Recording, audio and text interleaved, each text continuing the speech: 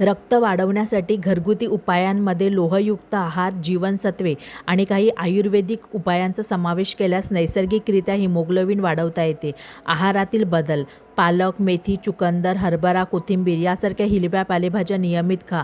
चुकंदराचा रस रोज सकाळी रिकाम्या पोटी प्यायल्यास हिमोग्लोबिन वाढवण्यास मदत होते. डाळिंब, सफरचंद, अंजीर, खजूर, मनुका हे लोहयुक्त फळे आहारात घ्या.